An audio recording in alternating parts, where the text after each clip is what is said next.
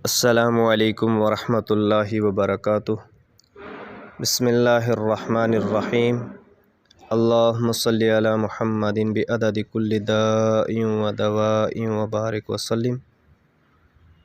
MH Islamic channel पर तमाम दोस्तों को खुश आमदीद कहता हूँ। जो मुझे सपोर्ट करते हैं, अल्लाह अज़्ज़ा वजल सबको जज़ाए खैर अता फ़रमाए। नए आने वाले दोस्तों से गुजारिश करूँगा कि वो इस चैनल को सब्सक्राइब करें और लाइक करें ताकि हर आने वाला पैगाम बआसानी आप तक पहुंच सके। आज की हदीस, रसूलुल्लाह सल्लल्लाहु अलैहि वसल्लम ने इरशाद फरमाया, जब किसी कौम में अलानिया गुनाह होने लग जाएं तो उनमें से ताउन और ऐसी बीमारियां फूट पड़ती हैं जो उनसे पहले लोगों में नहीं थी।